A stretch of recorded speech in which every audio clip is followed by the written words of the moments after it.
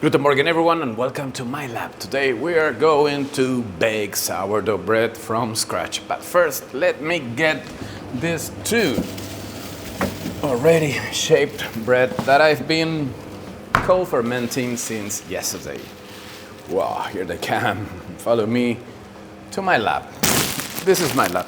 Welcome. Turn on the lights. Come on in.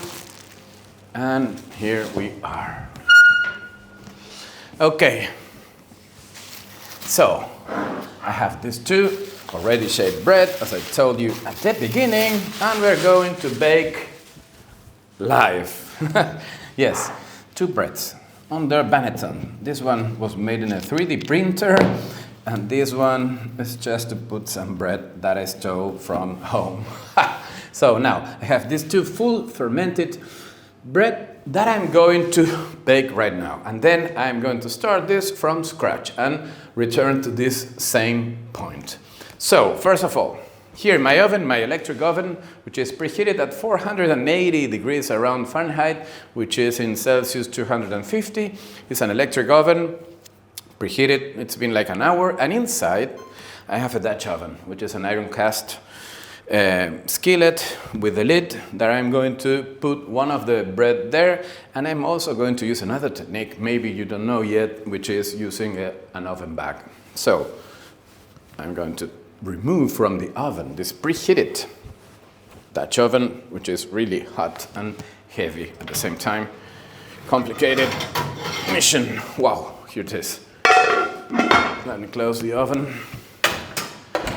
And here I am going to bake one bread, and the other one I'm going to use this, the oven bag.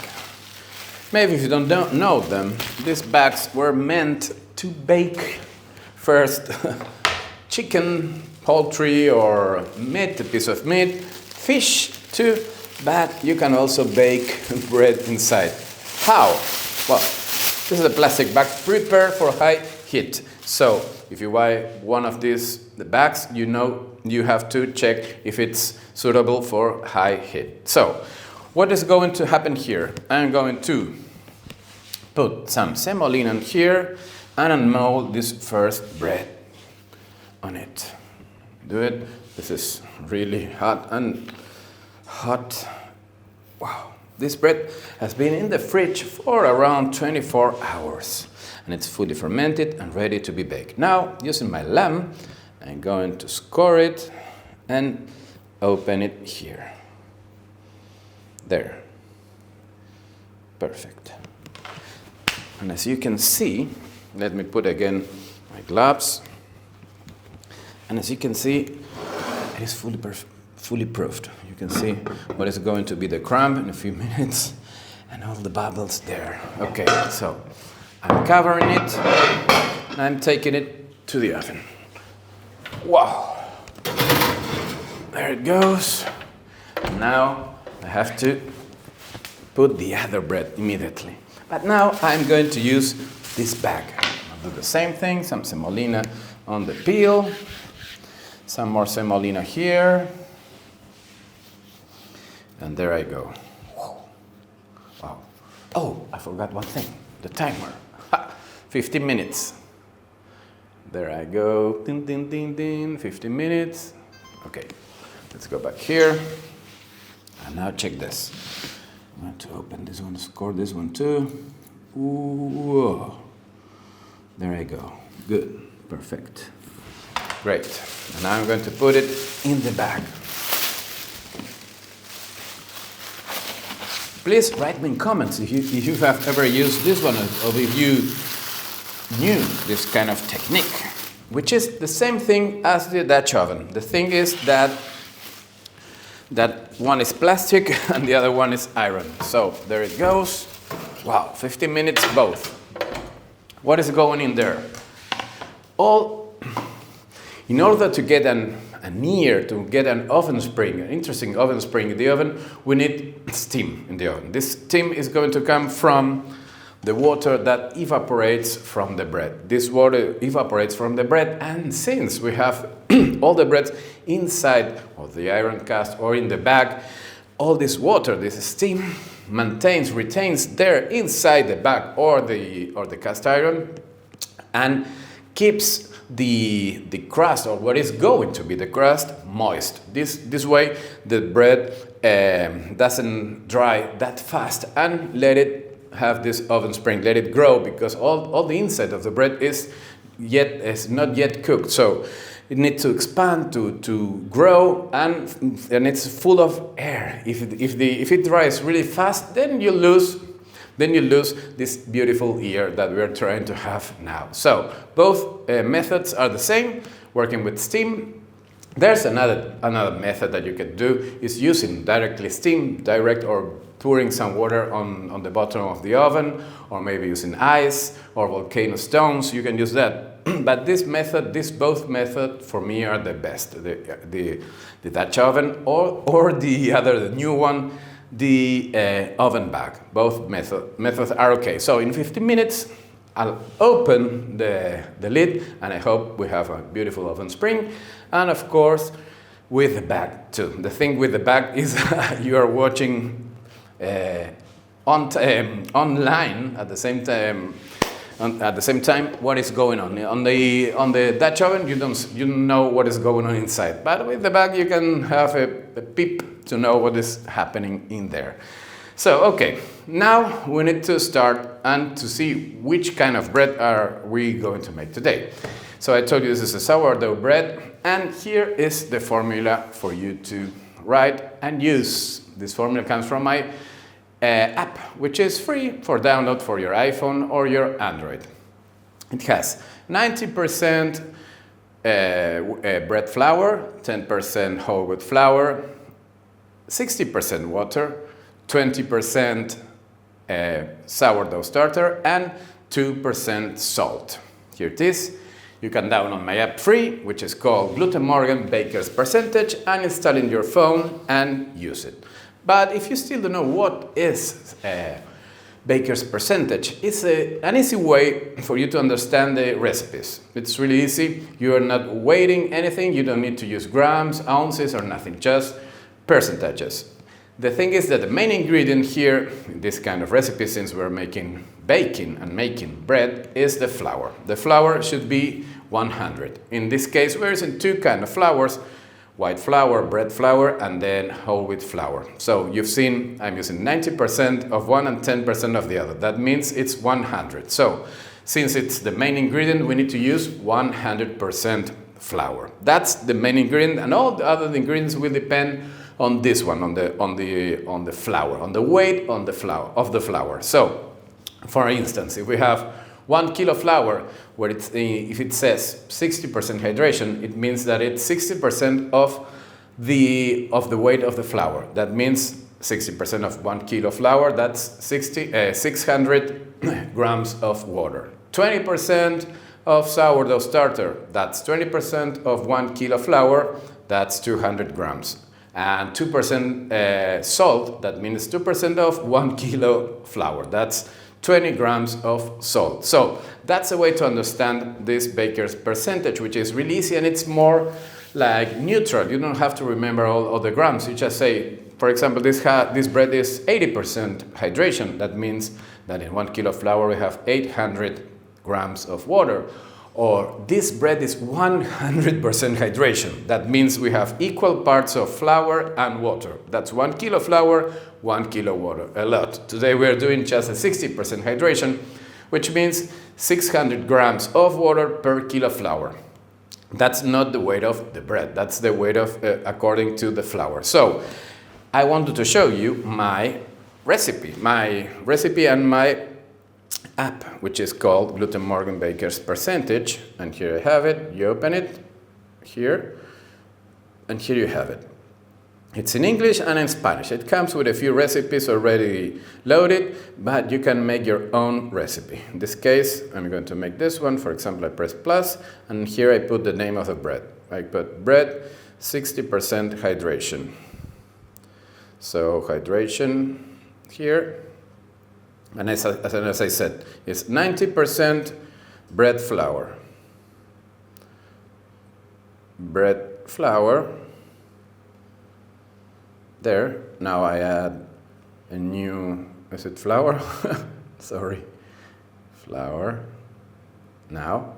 And now I write 10% whole wheat flour. Whole wheat. Weather. I need some glasses. Wheat. Wealth. Wheat. Wheat. How do I write wheat? With H. That's why. Wheat flour. And now I set 60% hydration, which is water. There. And now I use 20% sourdough starter. And finally, 2% salt. There. So here's the recipe. 90% bread flour, 10% whole wheat flour, 60% water, 20% sourdough starter, and 2% salt. Now it's time to record it. Press there, and here I have it. Go to the bottom, and here's the recipe. So now it is really easy to calculate the weight of the dough. For example, I'm going to make 500 grams of dough. There, instantly I have all the grams here, and the percentages are always the same. And now, for example, I want to make bigger dough. I don't know, 2 kilos or 2 kilos and a half. There, I have it instantly, everything calculated. So, as I said, all the percentages are always the same. And then what changes are the grams, but the percentages are always the same. That's easy to remember. So now I'm going to make just 500 grams of bread, which is this one. Here you have it, the formula. And it's really easy to keep all the formulas. You can back them up, you can share them. It's really easy. It's an easy, interesting calculator, or a bread calculator. Baker percentage, this is. So, the main ingredient, as I said, is flour. But the other ingredient today, which is the sourdough starter. So, I have a few sourdough starters here. This one, another one here. This one, and also this one here. Do you want me to open one? Let's try this one. They're fully fermented and ready to work. I don't know if... Ooh. Let's see what happens here.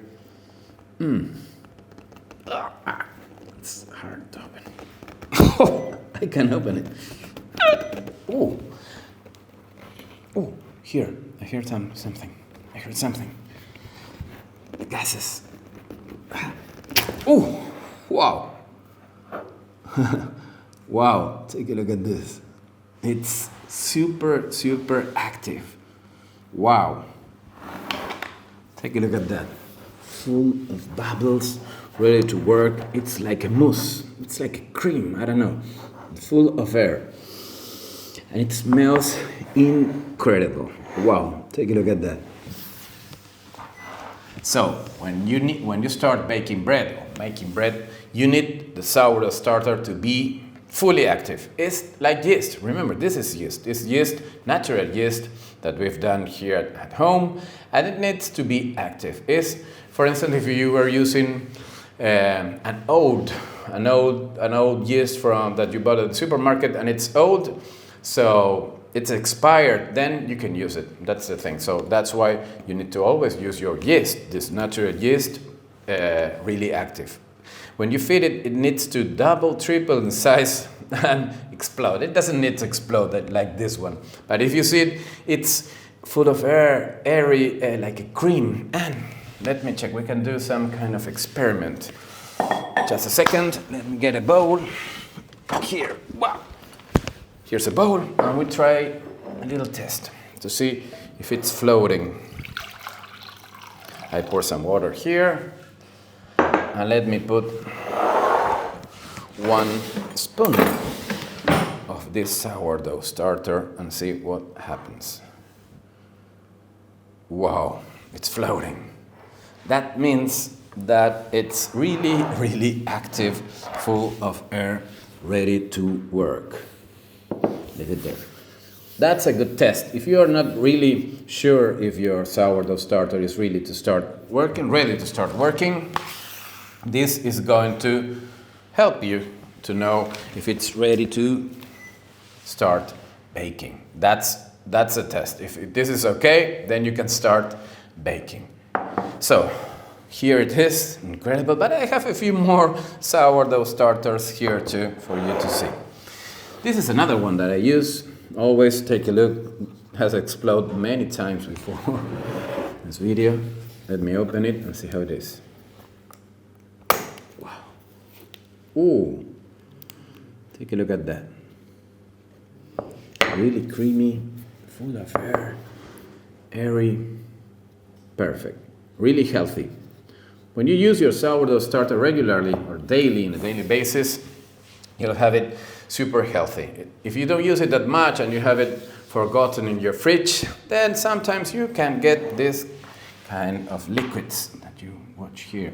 These liquids that appear on top of sourdough are just telling you that the sourdough needs to be fed. It needs to be fed, but it's okay because you can feed your sourdough starter every day when you don't use it every day, when you don't bake bread every day. So when this happens, it's okay. What you can do is the following. But first of all, I need to tell you the story of these two sourdoughs that I have here. This one, if you can read here, it says Ushuaia. I don't know if you know where Ushuaia is at the end of the word. Deep South America, almost near the Antarctica. There's Ushuaia, which is a beautiful place full of woods and sea and mountains. And I went there to ski a few years ago, and I started this sourdough starter using snow. I melted some snow, and with some whole wheat flour that I had there, I started from scratch this sourdough starter down there. And then I took this sourdough starter, or they invited me to Belgium, to the sourdough library here. This is the sourdough library in Belgium, and they wanted to have my sourdough there for the eternity.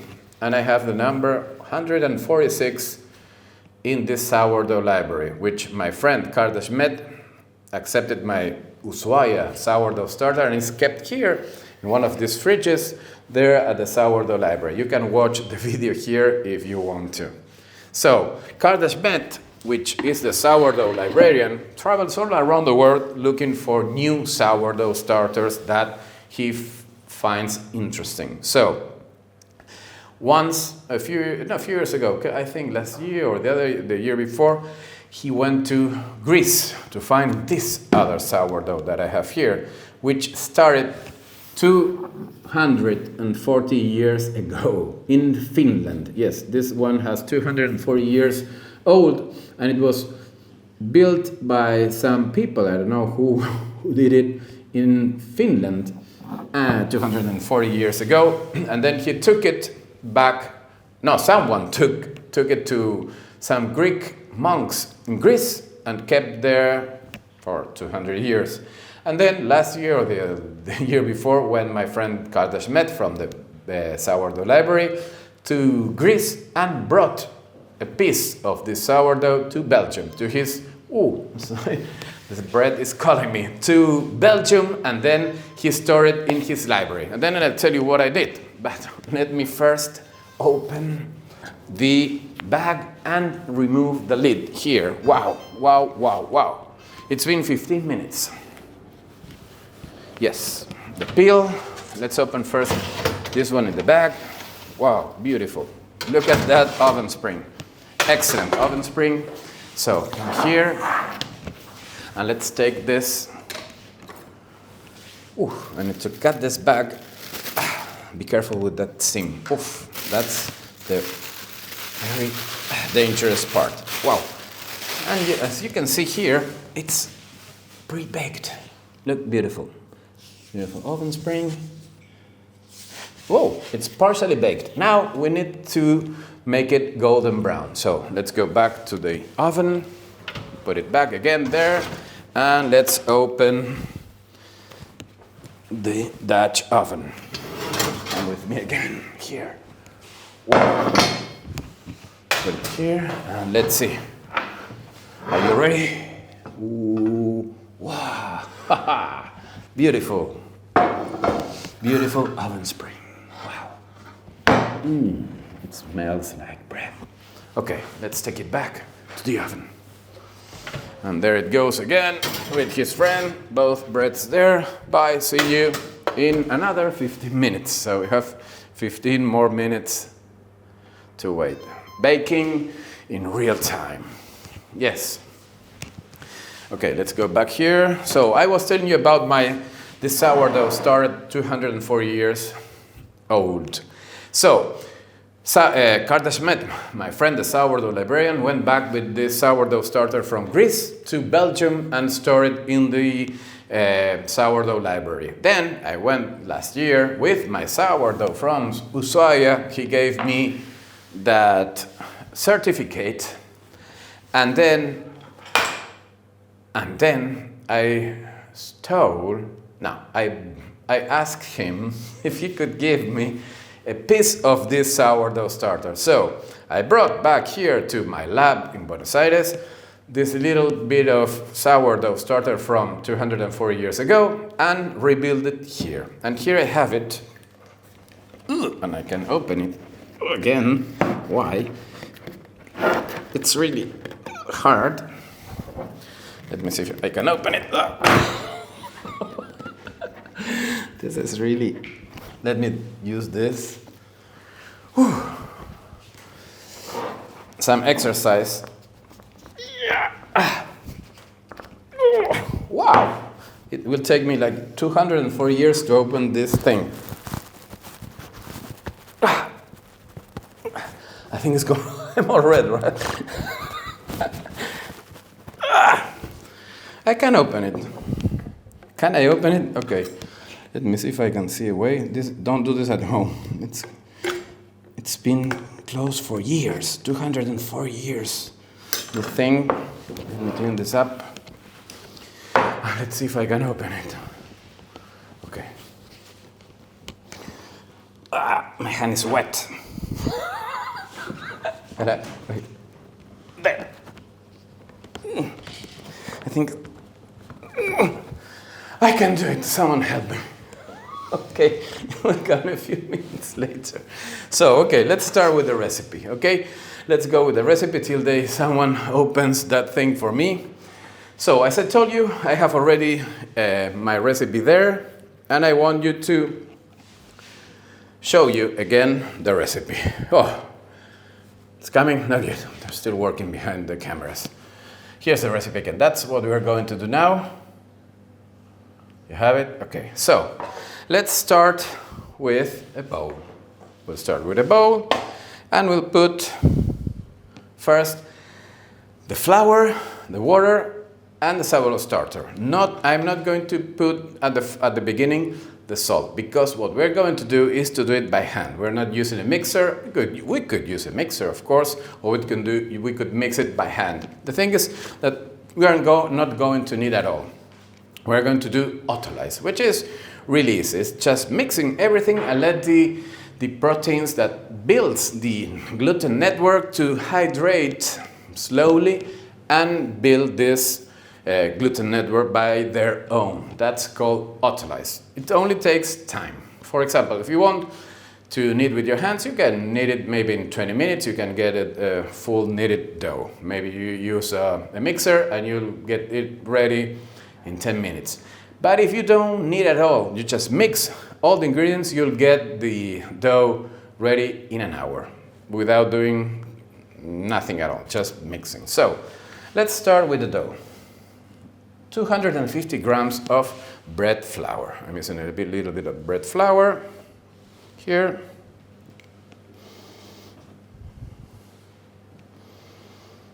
$250. Almost there. Here it's coming. Oh, thank you. Voilà, let me do the finish. And I did it. Wow.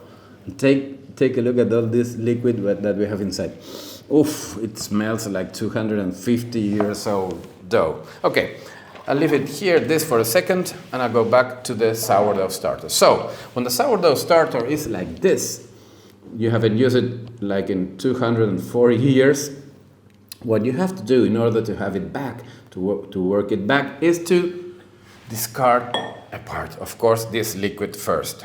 You discard the liquid, and almost all the sourdough. Just leave a little bit. Just leave a little bit. This tiny bit is going to be okay. So now what you have to do is to feed it again. To feed it again, this sourdough is made with rye. So I'm going to use rye. 1, 2. I am not weighting anything at all. If you've seen many other of my videos, you'll see that I do this everything by the eye. Yes, by the eye. I'm not measuring. When I do the dough, the mix of the bread, the dough of the bread is okay. But when I'm working with my sourdough starter, I don't weigh nothing at all. Just trying to keep or to obtain a texture, like a creamy texture. A little bit of water there, and I mix it. And I take a look at how it looks like. I have it. What we need to make to look is like a puree, like a mousse. It doesn't have to be that liquid. I know that many of you do it one-on-one. 1 part water, 1 part sourdough starter, 1 part flour. In this case, I don't mind. I just do it by the eye. And this is the creamy texture that I'm talking about.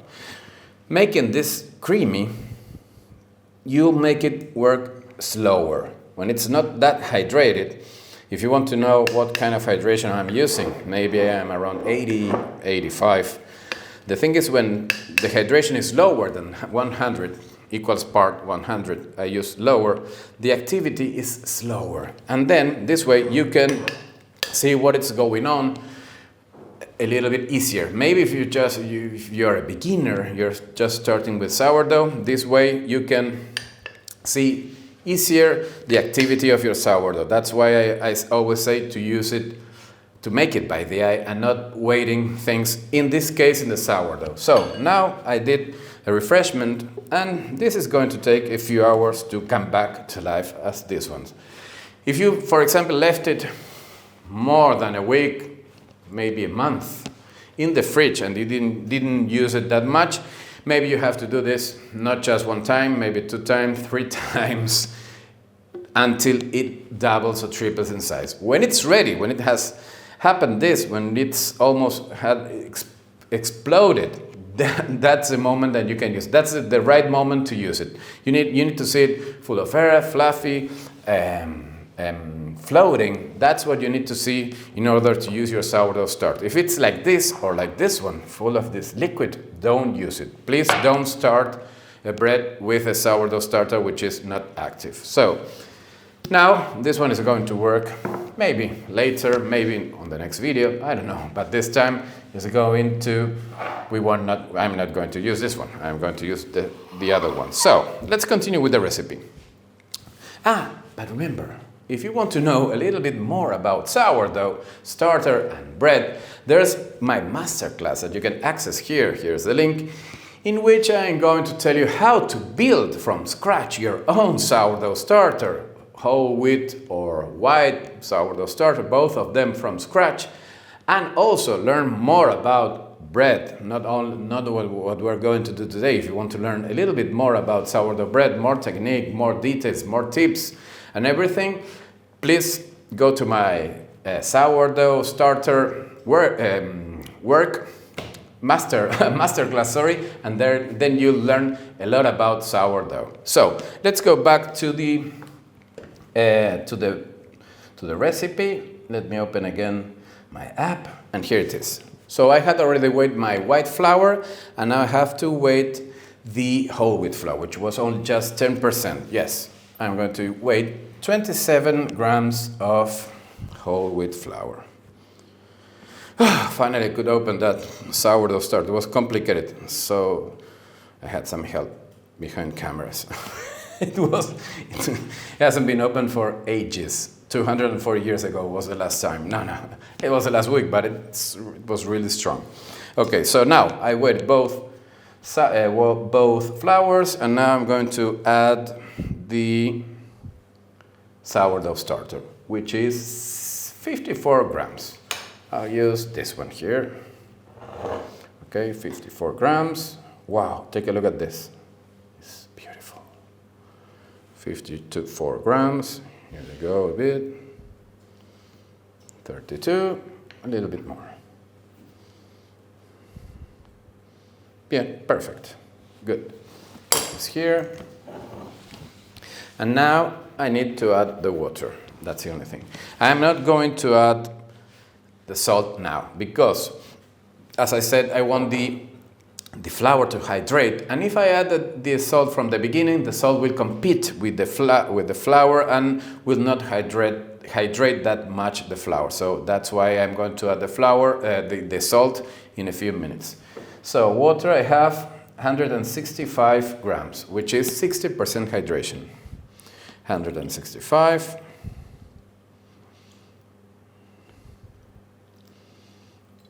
Yeah, 2 grams. Perfect. Good. And now I need to start mixing. Good.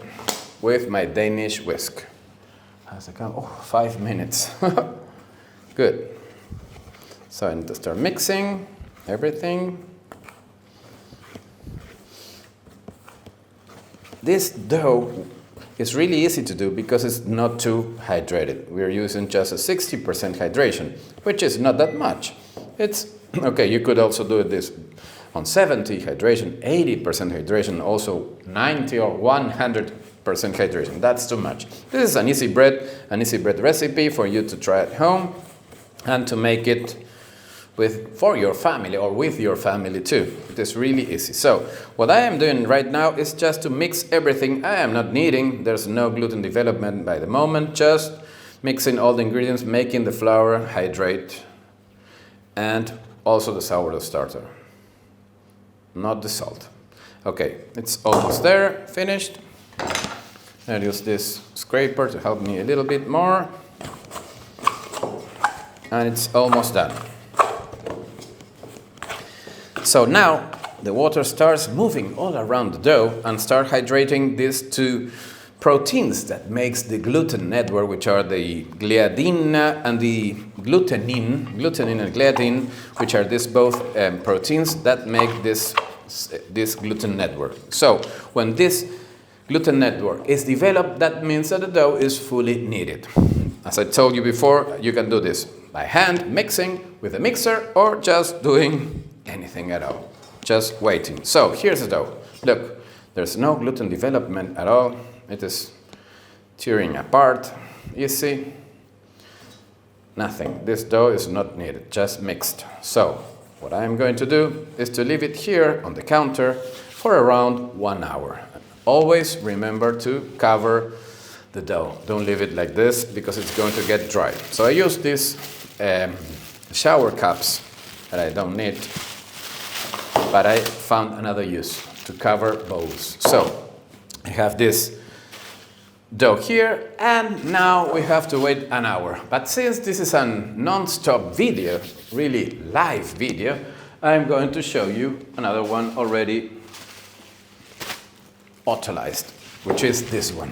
You thought you were going to have to wait an hour. Now, it's here. And take a look at this.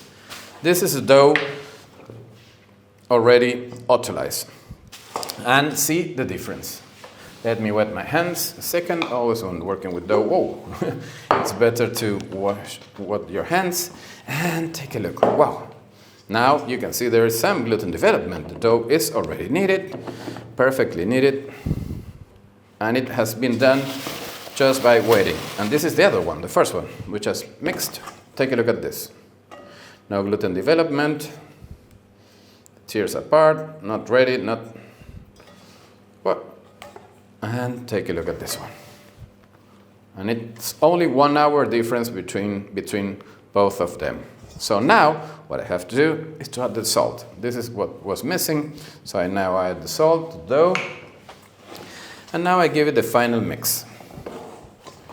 This was the last ingredient that I needed. Wow, 1 minute for the bread. Come with me. Oh. Ha! Looking good. The one on top is a little bit more golden because it's on top of the oven, and the other one down there is a little bit less brown. And I could put the other one up there and have both with the same color, but not today. Good. Great. So now let me finish mixing this until I take the bread out of the oven. Good. Hey, wait a minute.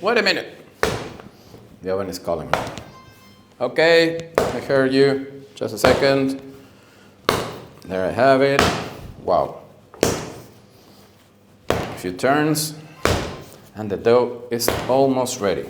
This is really easy to do. It's a really, really easy bread for you to make at home. Okay, so now put it here on the bowl again and cover it again. Now we have to wait till it grows or until it doubles in size. But first, let's take the bread out of the oven. Just a second, let me clean my hands and put the gloves. Okay, oven, there. And as I said, the one on top, it's a little bit darker because it has been on the upper side of the oven. And this one, it's okay too, but a little bit lighter because it was down there. But both are okay.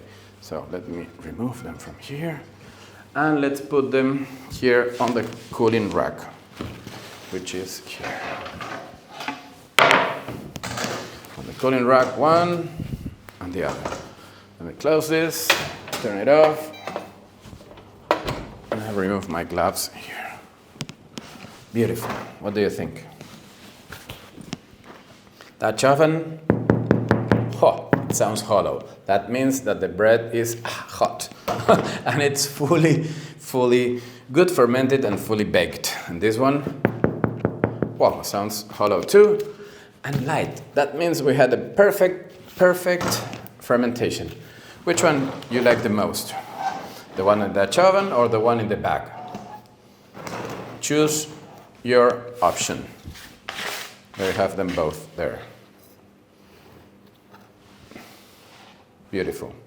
So, I'll let them cool down for a little bit, and now we need to finish the recipe and reach the very moment in which we started with this dough. Let me organize this a little bit, which is a mess. We are working live here. There, let me move this and this. And now, let's continue with the dough. As I told you, this dough started fermenting and growing, this last one. And here I have it already fermented for you. So you can see how it has doubled in size and it's ready to be shaped. Take a look at it. This is fully fermented. It's been, from this one to this one, it has been around 4 hours at room temperature always, which is kind of warm. This one is ready, and this one is just finished mixing. And here is the first one, the autolyze. Here you can see all the steps. Autolyze, bulk, this one's mixed, and this is bulk fermentation, ready to be shaped. And to put it again in the banneton, in the point that we started today's video. So now, I'm going to put some semolina on the counter. And let me unmold this. Whoa, there, really fast. With a little oil on the bottom. Sometimes you can put some oil so you can unmold it easier. So now, take a look at the dough. I'm going to shape the bread. We're going to shape a batter. We're going to put this side on the center of the dough, and then we flip this other side on top of it. And now we need to give it some tension. Clean it a little bit. Now I roll it onto itself this way. There. And now I need to finish the ends. One end. Here I go with the other end. And perfect. There I have it. Some semolina on top of it. And I'll put it back in the banneton. Always the banneton, some flour, and take a look at this. It goes upside down. There. So this is how I started the video today, with this bread, taking it out of the fridge. That's what I have to do. I need to take this bread again back to the fridge until tomorrow, and then I'll bake this one. That's the bread that I had at the beginning, which are this one too that I have here. So this bread is going to go to the fridge again in a few minutes, and then tomorrow I'll bake it. But now it's time to check the ovens, that the bread that came out of the oven, right? Let me clean my hands again a little bit. And let's prepare the cutting board to check out the bread. Here's my knife, the Guten Morgen knife. Wow, there. Guten Morgen, I brought this from Madrid, from Spain. Ole. And here are both breads. It is not the best moment to cut it when it's still warm. I know that warm bread sometimes is nice, it's good to feel it, but you won't taste the best out of the bread when you try it or when you eat it hot. You need to let it cool down, but today I have no more time, so I have to open them right now. The crumb, maybe it's not going to be, won't look that great, because sometimes when the starches are not yet gelatinized, they look a little bit more moist. But it's okay. If we could have let them cool down for a little bit more, it could have been better. But take a look at this. Wow, all that steam. And it's so light. Beautiful crumb. Very even crumb, simple. This bread is ideal for making toast in the morning or in the evening too, with some butter, some jam. Let me get this other one. It sounds incredible. Wow. Beautiful. With all the steam. What do you think? Beautiful, nice bread, really easy to do. Sourdough starter, a little bit of flour, an oven, not too many things, just for beginners to start with the first sourdough bread. Really, really easy. So let me cut a piece of it and try it. Take a look at this. Golden crust, beautiful crumb. Oh, crunchy. Hear this. Try it.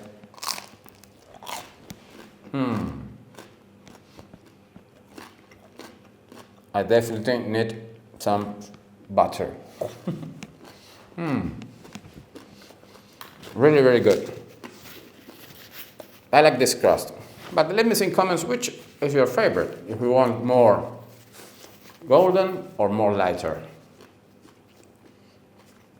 Which one? Okay, so, yes, I'm back. So, I hope you have enjoyed this small sourdough video lesson. As I told you at the middle of the video, you can watch my masterclass, my sourdough masterclass full with more details, more things to learn, how to keep a more healthier sourdough starter, how to build it from scratch, how to make another kind of bread, work with hydration, with many other flours and much more. Here's again the link for you to start today if you want. And of course, here in my channel, you have many, many other videos to keep on learning with me. So I hope you have enjoyed it again, and I'll see you on the next one.